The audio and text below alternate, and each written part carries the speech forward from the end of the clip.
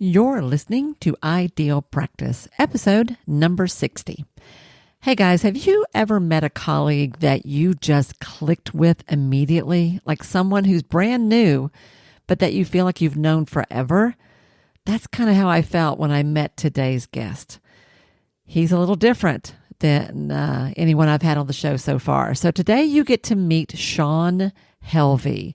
Shawn is a licensed psychotherapist, and he's a guy who has learned how to integrate strength and vulnerability in his own personal life, and now he helps other men do the same.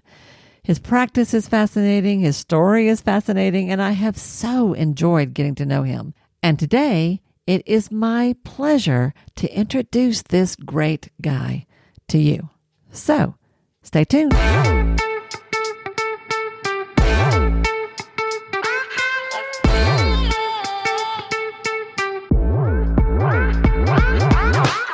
Hi, I'm Wendy Pitts-Reeves, and with over 2 decades of experience in the private practice world, I've built my 6-figure business while learning a lot of lessons the hard way. This is the first podcast that shows you how to apply the principles of energy, alignment, and strategy to build a practice that is profit-centered, but people-forward. This is the Ideal Practice Podcast. Hey guys, and welcome back. This is Wendy, your host here at Ideal Practice. Thank you so much for tuning in to another week, another episode here on the show. I'm so glad you're here because this conversation today is a little different than anything I have covered so far on the program. I love that we get to do this today. So here's the backstory. A couple of years ago, about 2 years and a few months ago or so, I got a phone call out of the blue from a therapist in Montana who was in the middle of a move to East Tennessee. And how he found me, I don't know, but he reached out and said, "Hi, my name is so-and-so, and I'm moving to the area, and I'm just kind of wondering if maybe we could meet for coffee." And I'm like, huh? Okay. And he wanted to kind of get the lay of the land, to understand the local mental health community, to figure out how he could plug in. And I have been here for a long time. I know a lot of folks. So it kind of made sense. And it was sort of a surprise at the same time. But how cool was that? So indeed, we met for coffee at our local favorite little independent coffee shop and have never looked back since. Like from the minute I met him, I really liked him. I think he is probably a really good therapist, a really good dad, a really good husband. He's just a great guy all the way around. And every conversation I have with him, we just go all kinds of places. And I feel like we could probably talk for hours. So Shawn Helvey, he is a therapist, a mentor, a coach who specializes in working with men of all ages. So he works with young people as well as men of all ages and their families, trying to help them find a deeper purpose in their lives, to make some peace, to own their strength in a healthier way. He has a master's degree in mental health counseling from the University of Central Florida, but he is licensed in Tennessee and Montana, which is kind of cool. After working in an agency, he founded a practice called Man-Made Mentors, which I love. I love that name. That was back in 2016. And today, he works with men of all ages across the country.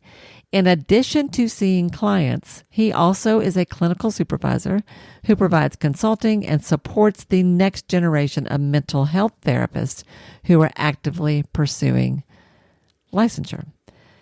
And as you'll hear in this conversation, honestly, Shawn is a therapist who didn't want to be a therapist. He's a group practice owner who never thought he'd own a group practice. And it's really kind of funny how his own path has unfolded. I love these kinds of stories. And how he has learned along the way to take his own experience and use it to benefit others. It's just beautiful. This was a whole conversation, y'all, about strength and vulnerability. So let's get in to the interview. Hello, everyone, and welcome. This is Wendy, and I am so excited about the guest that we have for you today on the podcast.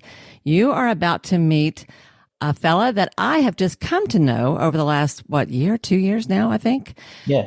Yeah, time is already passing. It is.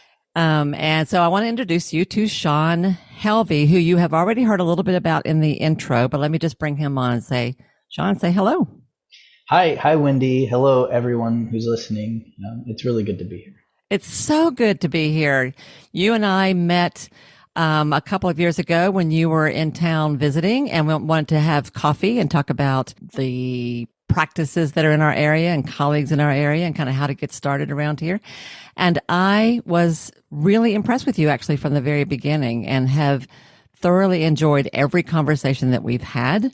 So I'm really excited about having you here today because I think you and I really click on a couple of areas and it's going to be fun to dive into those.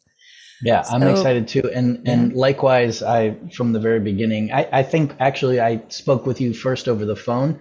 Yeah, that's right. When I was exploring getting licensed here and I found you on Psychology Today and I loved your profile and how kind of non-clinical it was. And then since then, I've just been a huge fan of yours. So it's been That's great. A hoot. I never have asked you how you found me. That's right. I didn't even think about that. Huh.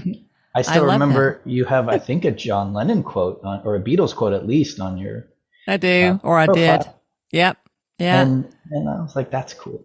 It just is like normal human stuff, It doesn't always have to be like, I work with CBT. Absolutely. I appreciate that. What a great point right off the bat. This is very funny, but I think I still have it there. I can't remember because I revised that a few times. Mm-hmm. But I have had for years a quote from John Lennon that says, life is what happens when we're making other plans. I've had that on my website forever, or on my Psych Today profile. And you would be amazed at how many clients I've gotten because of that. When I ask people why they come, it is uncanny how many people say, well, I really like that quote. I'm like, that's a heck of a way to pick a therapist, but okay. Well, you had some instinct because it's I think a good way to pick a therapist. And it speaks to the importance of being a human being for our people. So for those of you who are listening, Shawn he has his own podcast also, which I think you'll probably hear about. It's called The Man-Made Podcast. Mm-hmm. And we will certainly link to that and to his website, which we'll introduce you to as well. Mm-hmm. Shawn, tell us a little bit about, let's just get to know you a little bit. Tell us about who you are, what you do. Introduce the folks. Tell us a little bit about you. Terrible question. We all start there. I know. Love this question. I've always loved this question through my whole life, but I think the problem when I was younger is I would take an hour. I would tell you every little thing that happened, and I'll probably try to stick to the highlights this time. So I kind of was a lost young man, and then stumbled upon working at a wilderness therapy camp when I was 24. Because my uncle worked there, and he is not really the therapeutic type. He's kind of more of the like country rancher type, but his tough love kind of attitude really worked well in the wilderness therapy space, and he was a logistics coordinator kind of role, and almost kind of like it was also sort of a residential treatment center, but out in the kind of Montana wilderness, and he was just kind of like the camp sort of father figure to all the boys. Totally get that. Yeah, and it worked great for him. And then I stumbled upon it. Had no real outdoor skills, even though I said on my application I did. And over the next 5 summers, I just fell in love with the outdoors and really kind of backcountry expeditions and really getting in touch with nature, and then B, really seeing how young people could, and I should say at 24, I was a young person, how much I learned about myself through that process. I think specifically for me, I realized that if I was going to be dispensing any type of wisdom, I really had to be practicing those things myself, and it would be hypocritical if I wasn't. And that was the reason that I had in my youth dismissed so many messages from adults, because they told me what to do and then they weren't doing it, and that's just not kind of a way to be. So I started really considering that over those years. I read books. I started growing as a person. I really strongly got on my path of self-growth. And then there was this kind of point in the road where I was actually deciding between an MBA, because I already had my bachelor's in business, or a counseling degree. And the reason I chose counseling was because I didn't qualify for the 1-year MBA program. And that was it. At that point, I was like, well, if I'm going to go to school for the same amount of time either way, then I want to do the thing that I am more excited about.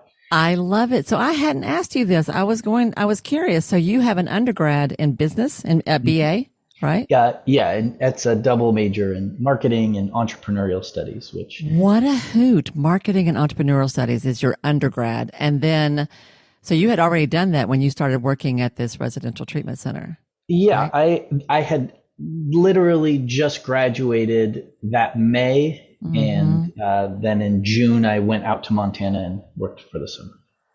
That's super interesting. And so you worked in this place off and on for the next several years, and then we're ready to go to grad school and was trying to decide, so what do I do now? And it was MBA versus counseling.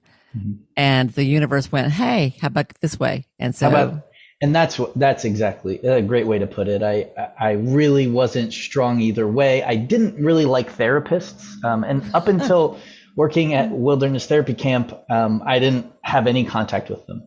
hmm, So I had never been to one. I had a negative perception. I really honestly, like, I don't feel like I had seen them in television or heard people talk about. I mean, and that was back in the early 2000s. So hmm, therapy wasn't, and as I say these days, en vogue like it is now. I hmm, mean, hmm. there are countless representations of therapists on television and in movies these days, and kids kind of almost feel proud to say that they're going to therapy or they're talking to their therapist. And when I was in high school, I You didn't didn't know do that. anybody that had Yeah. a therapist.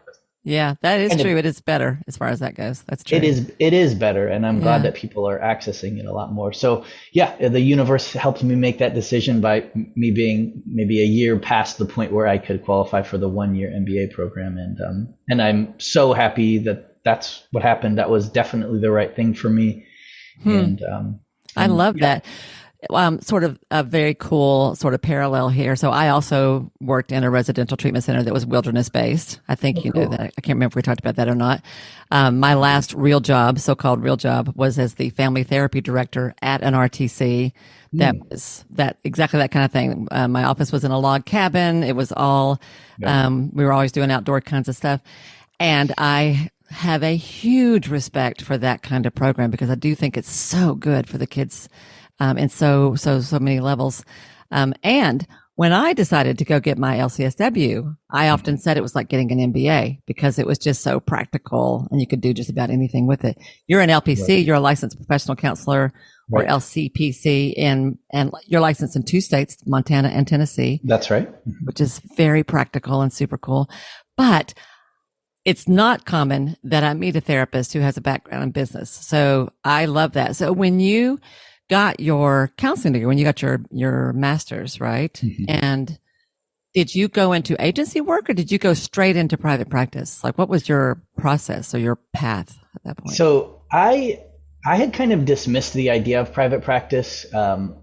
So I got my master's degree in Florida, the University of Central Florida, and a couple of recent graduates had come in and talked about how they'd gone into private practice right out of school, and I guess my read on them was like that they were struggling. Mm, They kind of tried to present it like, yeah, you can do this, and this is how, but it seemed like they didn't get as many clients as they wanted. There was a lot of kind of setup of the business side of things and figuring out the logistics that seemed overwhelming to me at the time.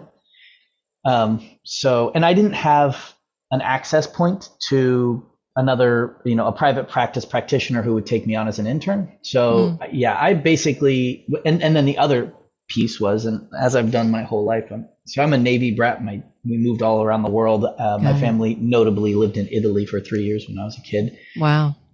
And so I moved, days after I graduated with my master's degree from Florida to Montana, to a different place in Montana that I had never been or lived before, to Bozeman. Huh. To be with a friend, and he has a background in working with. I met him at the Wilderness Camp, and we were going to start a thing together. And in fact, initially, Man-Made Mentors was our thing, and then he kind of split off in a different direction, and I maintained this business. But so I got there, and I didn't know anybody, and I had reached out to some people beforehand, and a couple private practice practitioners actually, and they said, "Yeah, we don't really do that, keep looking." And so I got a job as funnily, the program manager of a day treatment program, which was a collaboration between the school district and a local nonprofit. It's a statewide nonprofit agency called Youth Dynamics that does offers mental health services to young people. For adolescents in particular. And kids and adolescents, yeah. And so there was a community service division, and then there was the day treatment program, and I was the program manager of that. So you went straight from school to running a program, a day treatment program, straight off the bat? Wow. Mm-hmm. I bet that was because of your experience at the camp over the years. You already came to that program with a lot of experience, even though. Well, interestingly, it was actually because on my resume, so I had worked in the outdoor adventure program at UCF while I was there. And I had become a lead, which is like a student manager. And I'd been that for a year and a half or two. And so I applied for just a therapist job with this organization. But the person who was responsible for hiring said, "Hey, you have managerial experience. Would you be interested in interviewing for this job?" And I said, I need a job. She said, "The therapist job is filled already.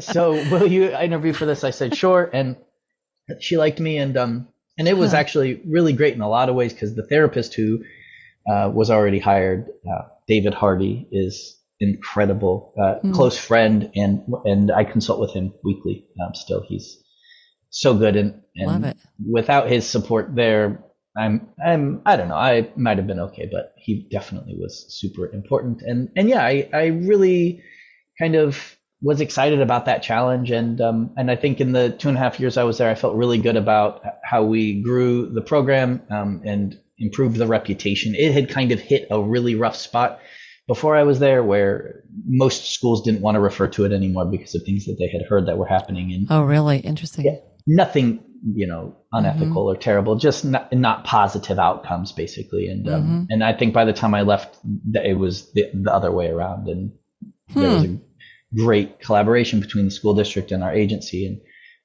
and I didn't get paid much at all. And so that is when I decided to leave. And still at that point, going into private practice was terrifying. And I didn't know anybody who was doing it. I did. I was in a men's group at the time, and two of the other men in the men's group were therapists. And I kind of asked them a few questions, but not that many questions. And so I just kind of I don't know, I felt like I just dove off of something, not knowing what would happen next. And I'm so glad that I did. So you were saying that you, originally that you didn't like therapists, and then you end up going into counseling, and then you didn't really like the idea of private practice either. Well, it's not that that's a good question. I think that I always hoped to go into private practice, but for a few years there, I felt like it was unattainable. Got it.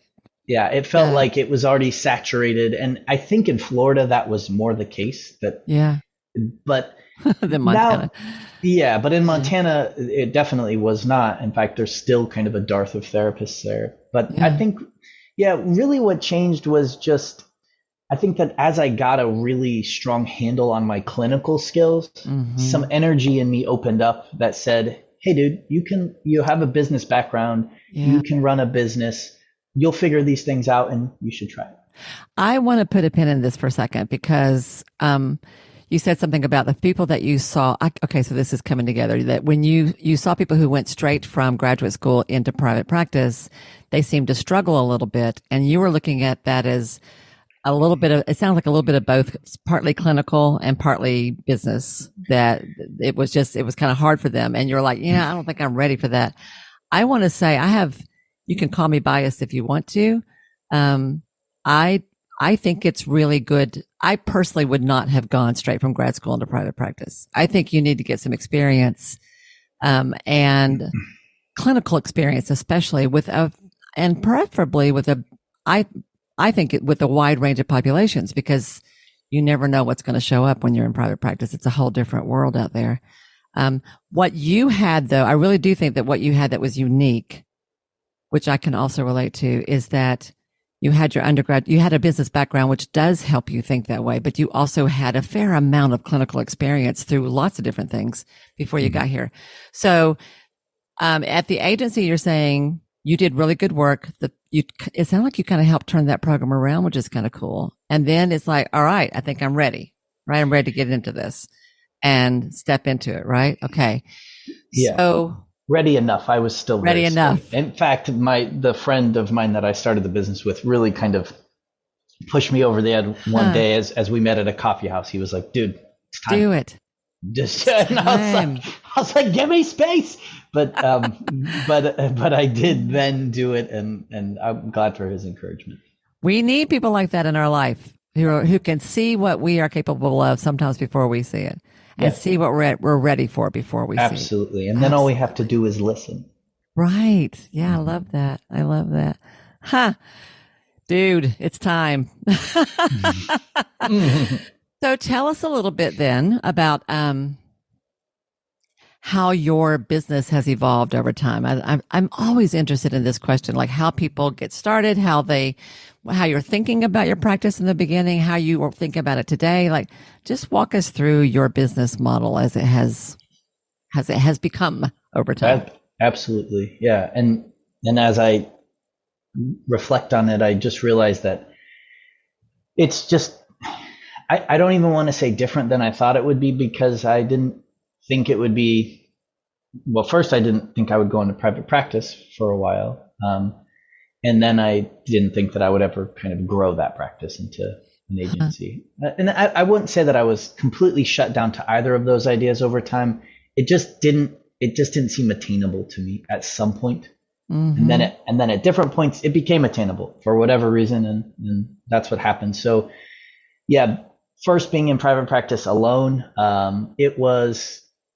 it may be scary for like a month, and then it was like wildly amazing.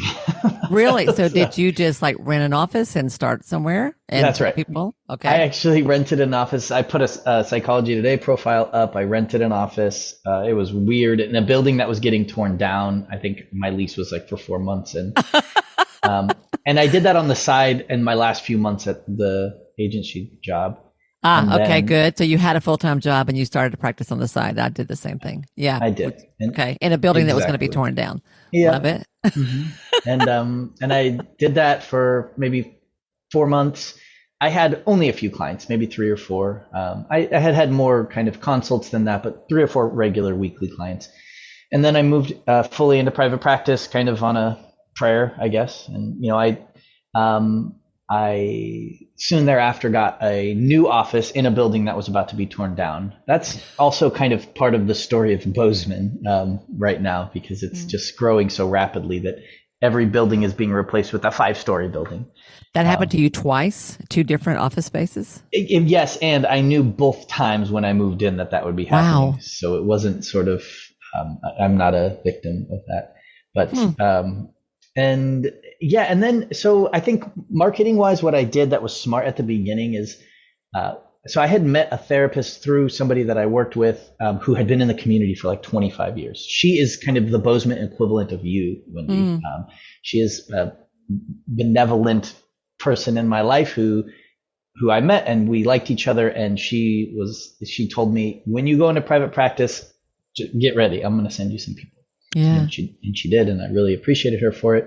And she was just there for consultation and wisdom and advice. And and so, but other than that, I was like, therapists are really the best people to market to, especially in a place where all the therapists are full. So I kind of made a little flyer, a letter with the picture, whatever, and then I sent it out to like 35 therapists. Like, okay. My wife helped me at the time. She was, and so, yeah, probably in 3 months I had as full of a client load as I wanted.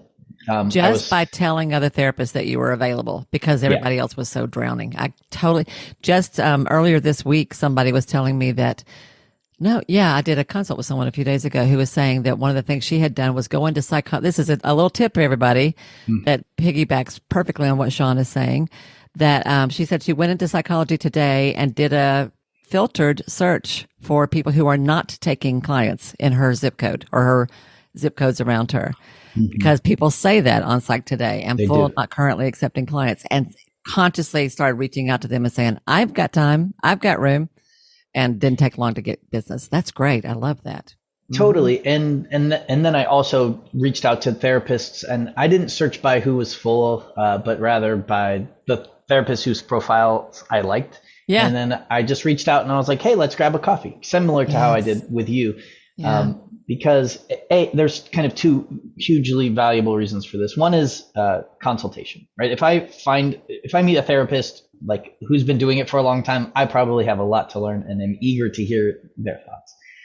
And B, it's a referral source. If this person, like, I know that when I talk to another therapist, I decide pretty quickly if I think that they're a good therapist or not, and if I would refer to them, and then so I try to represent myself both as the person that I am and as the therapist that I am accurately. And my hope is that also indicates to them that I am good at my job, and then that they'll think of me when they want to refer people. Yeah.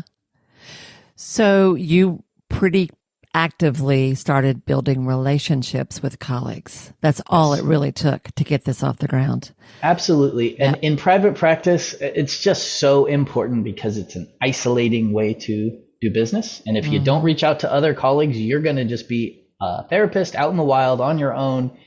And if you're Montana, you're really out in the wild on your own. Yeah. In other places in Montana than I was. In Bozeman, it's almost like a big city feel. Yeah.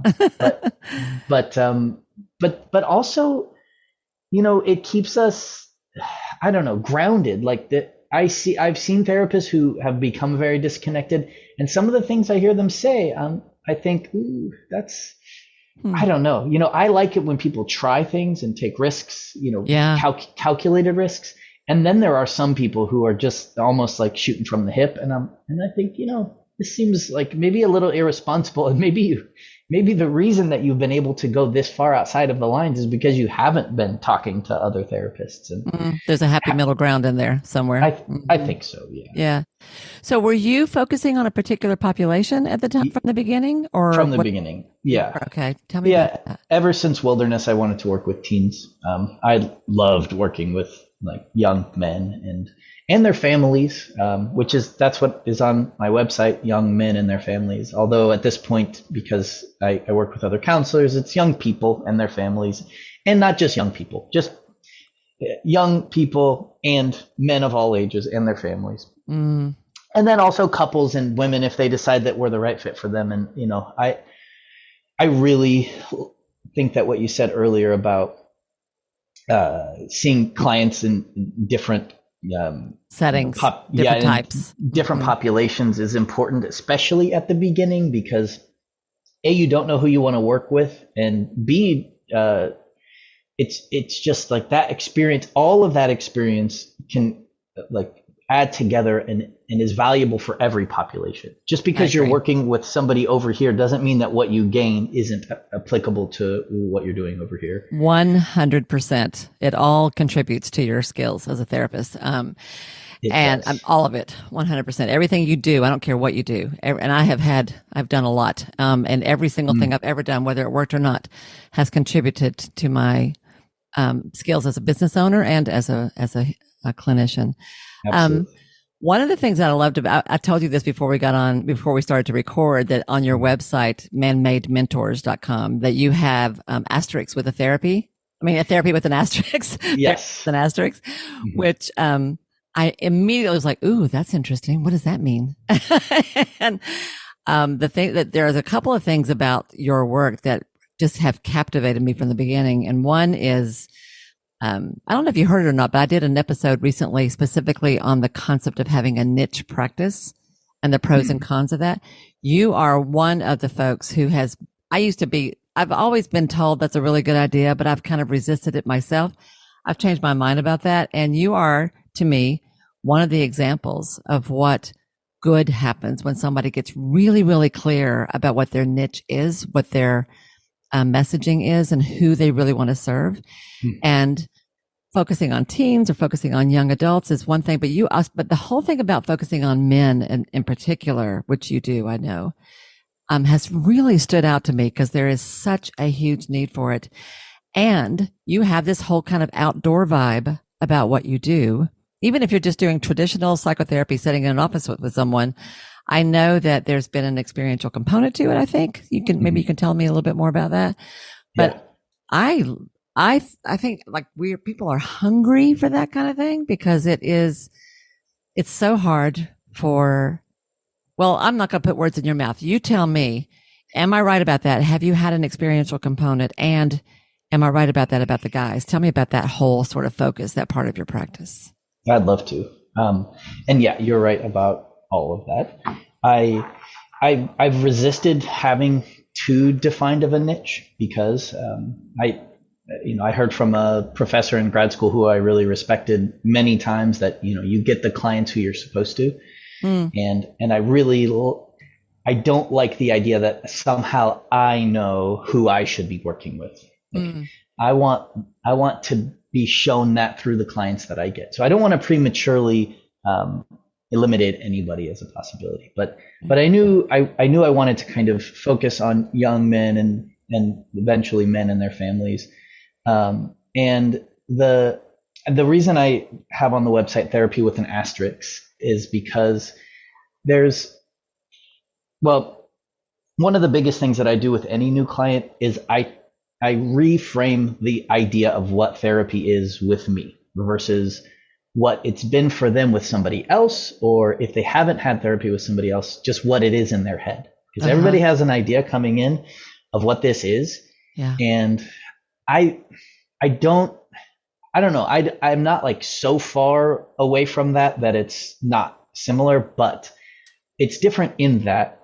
And I think kind of some of the big messages to therapists in school these days are, you're a conduit. You're there to kind of bring up the client's knowing, right? So there's very little self-disclosure. No advice giving is really taught strongly. And what I think happens, so by the way, I agree with those to some extent, right? I don't think that we are professional advice givers and we should not say, what you need to do is just go and tell them this or, right. And we shouldn't be talking about ourselves the whole time. Right.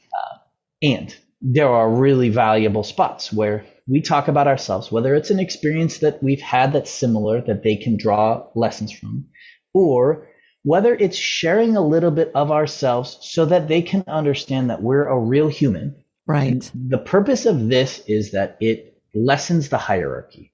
I don't like to participate in creating a hierarchy in the counseling relationship because I think what that leaves a client with is this idea that the therapist knows more than they do and that they have to go to the therapist if they want the real big, tall answers to their questions. And ultimately, my goal with every client is to get them to a place where they actually can look at their thought patterns and their behavior patterns and understand them, why they started that way, how they're either serving them or not serving them, and then they can tweak them and develop them as they continue to grow, right? That's what I'm doing. That's what I think everybody can do. And if you want to live the best life, should do. And I don't want a person I don't want to enable a person to think that I'm the only person that can help them do that. I want to teach them the skills so that they can do it, which means that I can't be some all-knowing force. So I'm always trying to lower to even out the hierarchy for that reason. I'm going to push back on that just a little bit. In that, I totally agree about the hierarchy piece, like that we are collaborators. We are in this together. And in fact, there's something I think I saw something on your website about that we walk side by side, with sort of thinking about the concept of hiking and that we're side by side on this trail and we're going to follow this path and see where it takes us. And I do love that. And I also feel like clients need us to lead them in some way, because if they knew what to do, they wouldn't come to see us at all. And let me actually, Yeah. I would love to, because I'm glad that you said that, because actually I think both of those things are exactly true in my perspective too. And it's like, yes, I'm trying to lower the hierarchy, but also, yes, I want them to know when they come in. I have a lot of skills and insight from meeting with lots of people and doing my own work that I can kind of offer them, get the ball rolling, get them to start engaging with on their own. And then eventually, hopefully, they just take that ball. But you're absolutely right. In the beginning, I am offering more than I think many therapists would. I think a lot of therapists come out of school these days and they just ask a lot of questions and they do a lot of reflections. And I've had lots of clients come to me and say, my therapist was empathetic, but they never would just tell me, they never just give me an answer to a question. Yes. Good Lord. Yes. and there's like an element of that that's annoying. It's like, hey, listen, all right, I get, but just tell me, what do you think about this? And then, what they taught me in school to say is like, can I ask why it's important for you to know what I think? Oh my gosh, yes. That is the kind of question that will make somebody crazy. Yeah, it makes me crazy. Yeah. Yeah, it makes me crazy too. So yes, you're right. We do have this skill set and this knowledge, and it is something to be passed on, but not forever. And that's kind of the right. Getting them to a point where they recognize that, yeah, I have this, but I accrued it through my own processes, and part of that was going to graduate school, but most of it was just being a human. Right, being a human, life experience. Yes. I'm going to share what I've got with you, and I'm going to show you how to do it yourself. So tell me about, you were at one point, you were a 24-year-old young man who didn't care for this whole concept about therapy, and then the world opened up in a whole new way for you. So I think you probably are talking to your earlier self often in your work. No doubt. Yeah, yes. Aren't we all? Yeah. And I like to really connect with that when I have young people come in here and I see how resistant they are to, and it doesn't matter what they're resistant to, therapy, listen to their parents, working hard for a good future. And I'm like, yep, I get it. And I'll even reflect some thoughts that I would have had at that time. And they're like, yeah, exactly. And I'm like, right, totally. So what is that? Is that why you tell me about what has led you in particular to want to reach out to men and to young men and to men and their families? Was it that where you were as a young adult, or is it something that you just because I feel like this is it struck me in the last couple of years how what you're doing is unique, and I'd like it to be less unique. I'd like this to be a more common thing, to be honest. Me too. Talk to me about that, about what is it that it's unusual, but we know that in our industry, it does, at least at the master's level, it tends to be more female dominant. So to have it be a male therapist at all, we need more of them. And to specifically make it easier for men to ask for help, for it to come in, because often it's their wives that do it, their girlfriends that do it, whatever. No doubt. Right. So you want to just speak to that a little bit about how you've chosen or why you've chosen, this is your thing? Yes, definitely. So yeah, I've always, and since I was a kid, and then I tried to kind of abandon it, but it didn't work. But I've always had a really strong access to I would just say feminine energy, my emotions, to speak about what I'm thinking and feeling. That was, I was compelled. I couldn't not do it. And I always felt unmanly because of it. I always felt like the model of a man was the stoic man who didn't need to say much, didn't need to explain himself, and just felt confident in knowing himself and didn't need anybody to reflect it back. And that's, I think, a pretty common idea in our culture. And it's maybe true for some, although I'm not sure of that. But not true for many. And truly, I think as we evolve as a culture, right now our men are in a massive period of change where women don't want that anyway anymore, right? Women are talking about wanting men who are emotionally available. And that's I want all people to be emotionally available, right? Like Yeah. that is a goal of mine for just everyone. But Yeah. that happens when men can see a way to be emotionally available and be strong. Absolutely. So that's the thing that I think I started to gain some traction with through my work at the wilderness camp. Is I was like, oh, I can be vulnerable. I can talk about my mistakes. I can cry sometimes with other men. I can be Um, scared. I can be scared, Yeah. fear. Man, try getting a man who is not very emotional to admit that he's afraid. It's Right. like impossible. He'll definitely tell you when he's angry, because for men, anger is popular emotion. Anger Yep. is strength. Anger is easy. Anger is easy because of how it looks. It Yep. looks strong and people back off and you're like, yeah, that's right. I'm a strong man. I would say real strength comes from honesty with your emotions. It takes much more strength to be a man who says, I'm afraid, and stand tall and be confident in that fear, than it does to be a man who says, I'm angry. Amen, amen, and amen. Lord Much more strength. mercy. Mm. Yeah. So that's it. I want to help men see that there's a way to be strong and vulnerable, to be empathetic and firm at the same time, or maybe not at the same time, maybe one and then the other, but But it's not either or. it's not either or. And being sensitive is not a bad word. I mean, being sensitive, think about that. Like you receive more messages than others. You understand more about what's going on. You feel it. What a gift. Yeah. Embrace it. Don't deny it. And know that if you learn how to harness it, you are even stronger than other people. That is just beautiful, Shawn. I love that. If you learn how to harness it, you are even stronger, because that is so true, because you are a more whole person. You are accessing all parts of your brain, all parts of your heart. Yes. I did for several years. I used to volunteer with a juvenile justice program. You'll love this, where we took kids who had their first experience with juvenile court out for a 4-day off-trail wilderness experience. And it was part of a larger program, but this was kind of like the pinnacle of the program, was the part that I was involved in. And on that 4-day, it was a tough experience for them. These were kids who had never spent a night out in the woods. They had, and it was physically quite challenging, because it was up at Big South Fork, if you know where that is. And we were going up and down some pretty steep ravines and crossing creeks and climbing cliffs and all this kind of stuff. And there was always a day on that 4-day experience when we did rock climbing and rappelling, and they would rappel depending upon the trip, and depending upon where we were.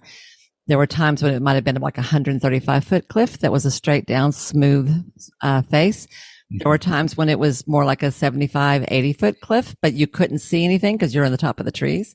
It didn't really matter what it is. When you ask somebody to back up to a cliff and lean over it and tell themselves that they're not going to die, like a lot of things happen, right? I know you get this, right? When I saw the teenage boys in particular, it was actually really powerful for the girls too. It was powerful in a whole different way for the girls. But I will never forget a boy who was like 14 on one of these trips, who it took quite a while for him to find the strength inside to back up. That the hardest part about rappelling is that first step over the edge. And the man who was leading this program was both sensitive and gentle and strong, and such a mentor and such an example for these kids. And he just talked this kid through it until he found what he needed. And I will never forget. I hadn't planned to tell the story, but I'm going to tell it anyway, because it's a good one. I will never forget. I was about 10 feet away. I was on the second level of belay. So we had like a series of systems, right, for safety. I could see this kid, his legs were trembling so much that his pants were like, right? He had one tear rolling down his eyes, just one tear down the side of his face. And he did not have to do it. They always had the option of stepping out. And we said, it takes just as much courage to say, no, I'm not going to do this, as it does to do it. There's no right way here. You figure it out. And if they needed to not do it, we would walk them to the bottom. There was a way to do it. It was a long walk, It's quite a way around, Right. but we would do it. And no shame, no guilt, no pressure at all. But if you want to do this, we're going to help you. And when that kid, and he was kind of like the quote, the run of the litter. On this particular trip, we had about 12, 14 kids. And it was always a mix of kids who were in the program. And we also had kids who were not. So there was this really kind of interesting blend and socially and culturally among those kids. And he was, he was kind of a pain. He was a really hyper, and he was younger than the others. And he, all this kind of, anyway, when he did that, he made that moment, he made that move, and he stepped over the edge and found out that he wasn't going to die. And, it's so exciting. As he began to lean out and to start to walk down the cliff, he started shouting, woohoo. I can't do it on the mic. I'll hurt everybody's ears, but like big time. Yeah, woohoo. And when you got to the bottom, I couldn't even see him anymore, but we could hear him just yelling and woohooing like crazy. And I mean, it was one of my favorite moments on those trips, because that night, every kid in that group kept saying, yeah, buddy, you did it. You did it. Cause he was saying, did you see what I did today? Did you see what I did today? Did you see what I did today? And they were like, yeah, buddy, we saw it. We saw it. High five, high five. It was I guarantee you that changed that kid's life. Oh. And he was terrified. He was terrified and supported in being terrified, and seen with much more respect afterwards, both internally and externally. And that's what you're doing for your clients. That's a beautiful example. I, have shivers or goosebumps or however you say it. And yeah, I had so many similar experiences with young people and myself too. I did things out there that I had never done, and I was scared, and I had an extra motivation to lead by example. But one of the quotes that I love the most is that courage isn't the absence of fear, but rather doing the hard thing even though you're afraid. And that's almost just kind of right there, exactly what I'm trying to get to, is like a place with men where we say, I'm really afraid. Let's go. Yeah. And I'm talking about stepping off a cliff, but it's just as scary sitting in your car waiting to walk into a waiting room for your first meeting with a counselor. It's just as scary. Or talking about your feelings with a person who you don't know, or just another man. We are used to that. Most men get kind of raised to talk mostly about their emotions with women. Yeah. But we do it minimally. We do it because women often push and push and push. And then sometimes we'll say a little something. Often it'll come out just as anger. But, so men don't really form a language for it. We don't know how to identify what we're feeling, where we feel it in our body, where it came from. So a lot of times you'll hear, I'm frustrated, just leave me alone. It's like, that's true. And there's something deeper. There's something else going on, something that you can explore. And this is the access point to really understanding yourself and not being ruled by your emotions. Yeah. I have had many male clients over the years, counseling clients, tell me that they would rather have a female counselor. And, and I have often tried to refer men to male therapists and have had trouble convincing them to go, which is a perfect segue to where I want to go next. Yeah. So if you want to, you have a heart for this population, you understand them like crazy, you get them in a way that I don't probably. And if you can get them in the door, there's so much you can do with them, but you've got to overcome that resistance right off the bat. You've got to get them to take the first step off the cliff, right? So as a business owner, as a practice manager or practice owner, how are you doing that? Has that been hard to grow a practice convincing the men to come see you because they'd rather come see me? And I know that. How are you handling that? Well, with teenagers, oftentimes moms are the ones that make the decision about who they want their sons to go to. And a lot of moms want their sons to go to a male counselor because the boy doesn't have a great relationship with his father. Right. Good example. So that's pretty common. For other men, my website looks kind of like active and fun. And I would say, yeah, it kind of strikes that balance between strength and vulnerability. And that's what I try to embody from the moment that I meet a new man. Like I know that if I meet a man and he thinks that I am feeble or weak, or he thinks that I'm too sensitive, there are some derogatory words that I won't say that men call each other at young ages. Yep. That if they believe that about me in a meeting at first, You lose them. I lose them because Yep. they're like, nope, not like that. Is Yep. basically kind of the idea. Like if there is a way for me to be more emotional, it cannot be like that. Right. So it's that strength. You know, I am confident. I'm professional. I speak with conviction about what I'm talking about, and then I will express early on some emotions that I have, and I'll do it in a way that probably they haven't seen before, or if they have, it's not been very often. So I'll basically share my vulnerability with them, and I'll talk about it. I'll say, hey, so this is kind of a way that I've come to understand that I can work through my stuff in a healthy way that's also strong. And when they see it, oftentimes I get just like, it's like a half kind of cocked eye, and they're like, okay. They're like, I could see myself doing it if I could do it like that. Because what men basically think is like they're either strong and tough, or they're Useless. in a puddle, Right. puddle ground crying, and Right. it's no, that's not. There are many other ways to be emotional, and there are times to be purely emotional for sure.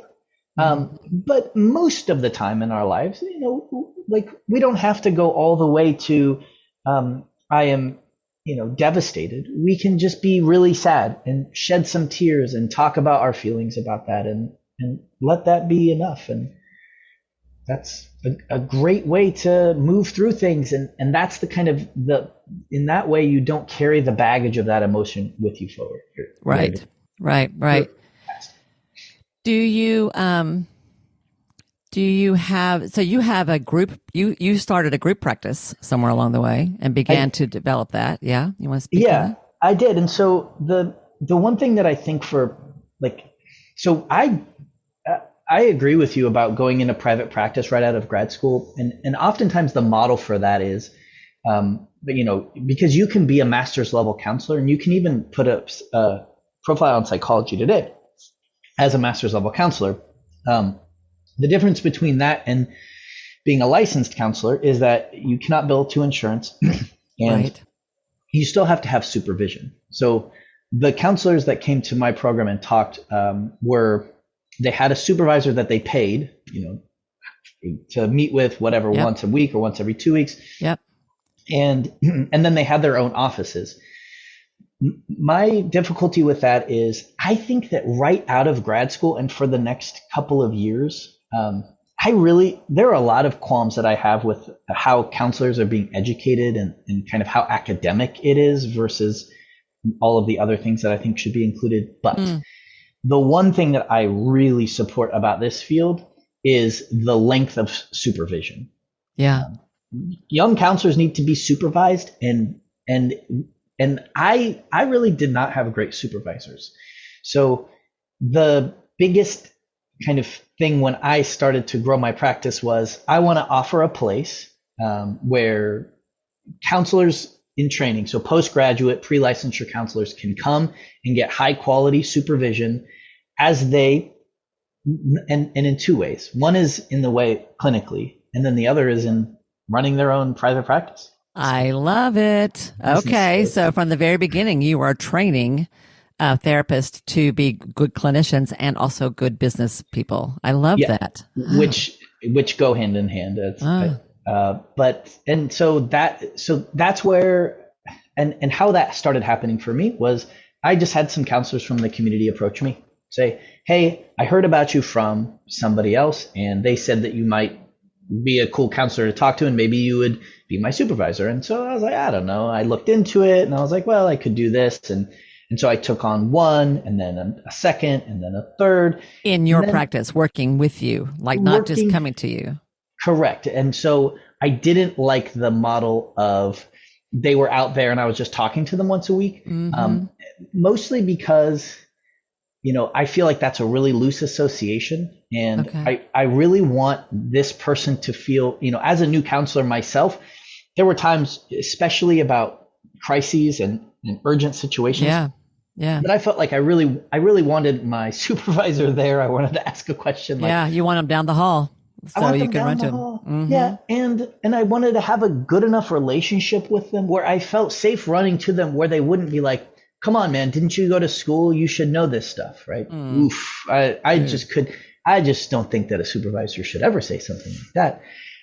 But so yeah, a really safe relationship with a supervisor who won't enable me to not feel like I'm growing, but who will be available when I need them, and that's kind of what I wanted to be.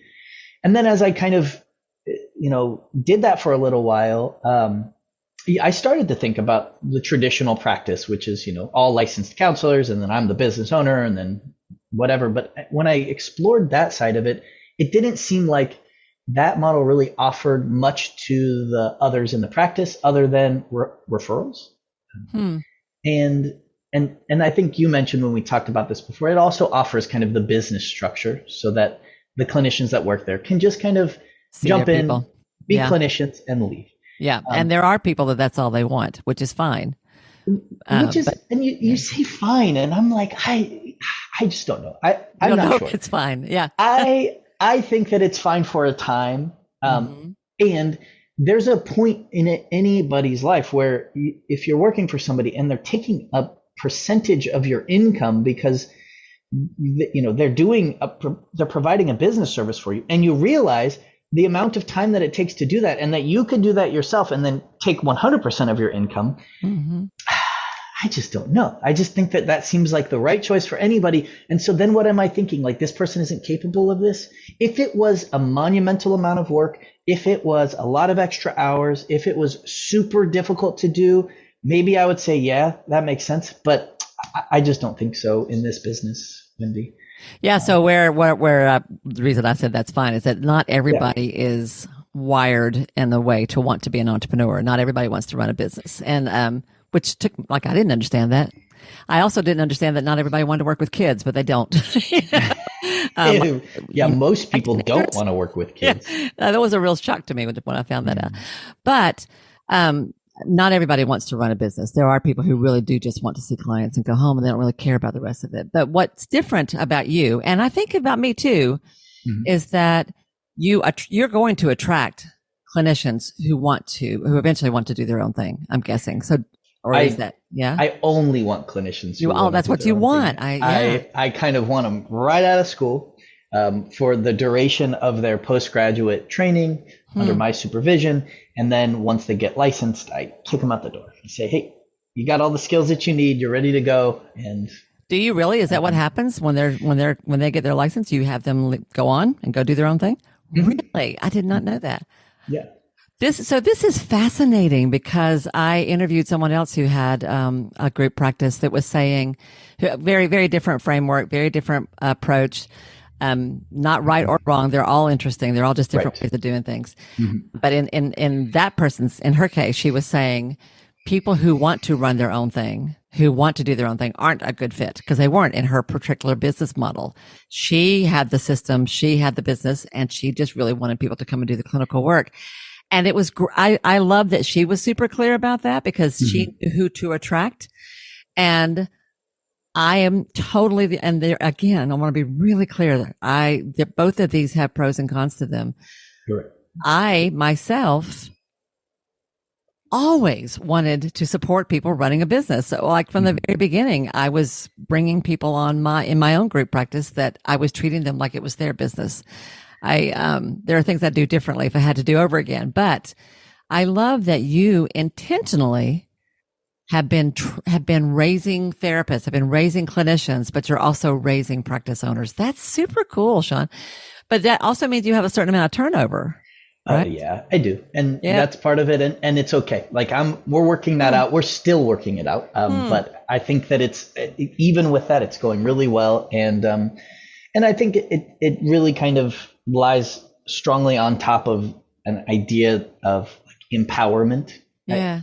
I want everybody to know. I mean, I express doubts myself about going into private practice um, and running a group practice at some point, I had those doubts. Yeah, of Absolutely. course. We all do. I feared it. And I eventually kind of found myself in a space where I had enough skills in other areas to really take that on. And now obviously, like, it almost seems like I was always going to do it. That's how it seems. Yeah. Things do seem that way in retrospect, but it was not that way. And no. That's kind of what I feel like I'm doing with clients, and I'm doing with supervisees as well, is like, hey, I don't want to try to fast forward you to any particular place, but what I want you to know from the very beginning is you're fully capable of doing all of the things that go along with this, and you should not give me a percentage of your money forever. Wow. You are perfectly capable of doing this, and you should not give me a percentage of your money forever. You can do this. You can do this too. You give it to me now while you're learning and you're training. Yeah. But you can do this. So you're all about empowerment for your people from the start, which is that's a great place for me to mention something that you said to me when we were on a call a few weeks ago. Yeah. We were talking about how important it is to understand the business side of your practice. And I can't remember the context. I think I was talking about one of my not pet peeves. That's too strong a word. Something I care deeply about is that so many therapists, certainly in the social worker world where I am, that so minimize the contributions that they make and the value that they bring to the table. And we are so conflicted about making money out of all of this. And you said that you felt like our industry, the mental health in general, creates power through victimization. And you just said that off the cuff. I feel like our industry creates power through victimization. And I was like, bing, that got my attention. So I'd love to hear what's behind that, why you said that, and how you're making sure that your clinicians, your interns, your young therapists aren't learning that way. I'd love to hear what you're doing with that. That's a lot. Is that a lot? Is that too much to ask? No, I got it. Well, and the two things are a little bit separate. So the kind of running your business, doing your own scheduling, doing your own billing, submitting your articles of organization and creating your own LLC. These things seem kind of daunting at some point. And then after a few months, they're not. It's just like, whatever. And something that I said to you when we spoke was, they're part of the therapy process. Yep. If clients aren't paying their bills and somebody else is going after them for it, that is part of their relationship with me that I have no kind of over. And so I like to have those personal conversations and and this is a great place to exhibit both compassion, like, hey, I understand that your financial situation is tough right now. So let's talk about, and then the strength, which is like, hey, I'm a professional and this is what I do and I need to get paid for it. So what do we need to do? Do we need to split appointments? Do we need to do a payment plan? How can we figure this out together? Yes. And even just modeling that for a client, and then they see, wow, that person is not just thinking about themselves, they're thinking about me too, but they're also thinking about themselves. Which is so important. So important. Yeah. And yeah, it is. And it's a hard thing to do because people go like, of course, like with everything, to the polls, and they either only think about themselves mostly, or they only think about other people mostly. Yeah. And it's like, no, hold on. All of the people are important. So I want to highlight something that you just said. You said that when I'm in a situation where someone else is collecting the money or someone else is going, whether it's a billing service or I'm working for an agency and someone else, I never deal with that, whatever. Mm-hmm. I'm not the one that has that conversation with my clients. It's removed from me.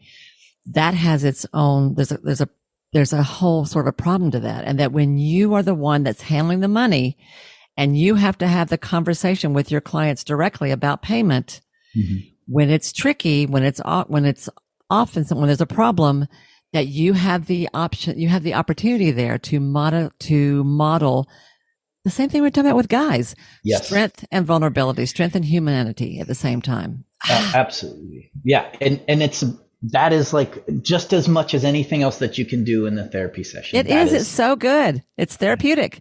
It is therapeutic. It's therapeutic.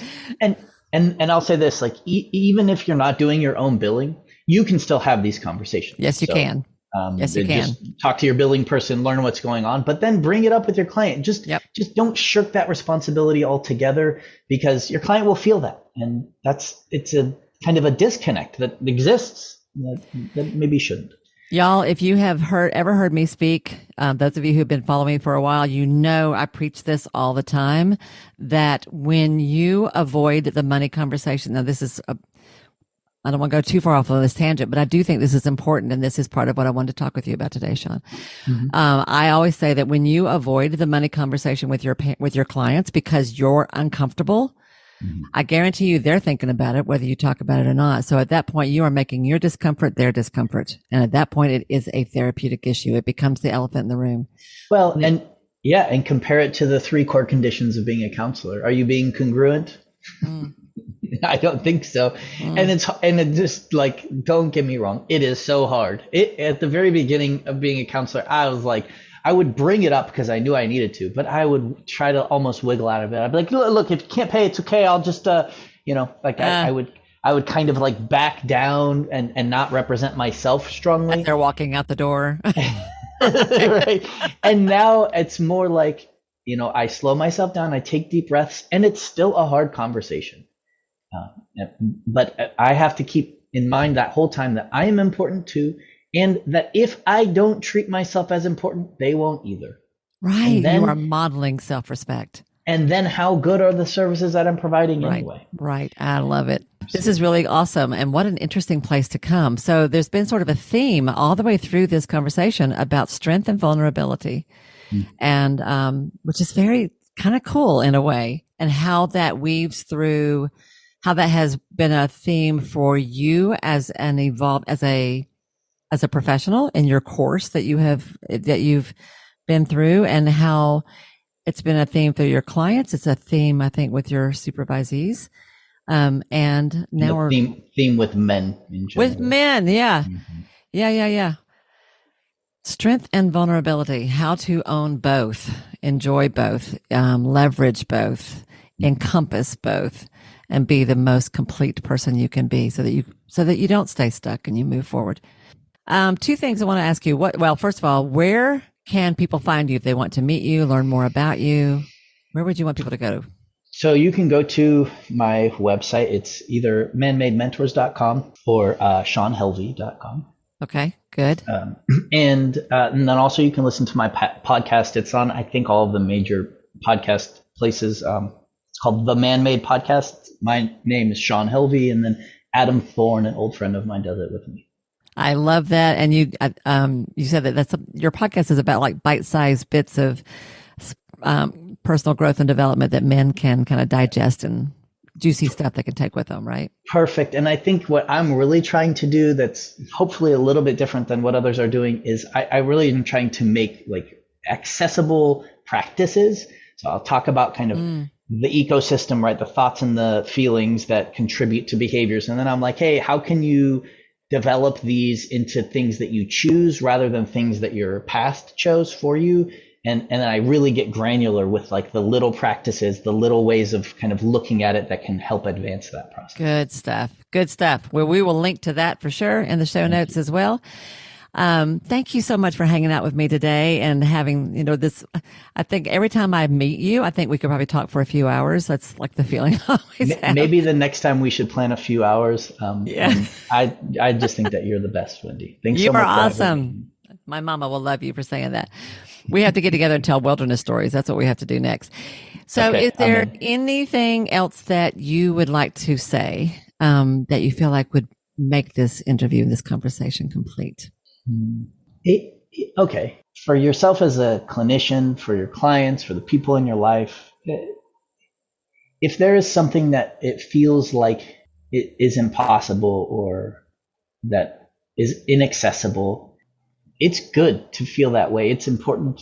There are a lot of reasons to believe that, and just be open to the possibility that at some point in the future, it won't feel like that. Yes. And open up to it when you're ready, because the things that I have in my life now, where I am with my business and in my career, are not things that I put on a vision board.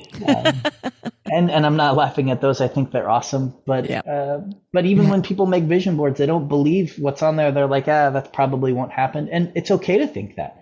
And then think, and maybe we'll see. Maybe something will open up. And that's the mystery of life. It's so beautiful that you get to these points and suddenly something that felt impossible is right there in front of you and accessible, and you can do it. And just know that keeps happening, and just be ready for it and open to it when it happens. That's beautiful. That's a perfect place to bring this to a close. I love it. I love it. That's a perfect. I'm immediately thinking about the whole metaphor of stepping over the cliff. The things that you think you can't do. All you have to do is take one step and then test the rope, and then take one more step and test the rope. And before you know it, you are zooming in a way that you didn't even know was possible, and you're flying high and you're having a really good time. And woohooing. And woohooing. There you go. Thank you, Shawn. This has really been fun. I'm so appreciate your being here today. And I look forward to lots more of these kinds of conversations. Thank you. Me too. My pleasure. Right back at you.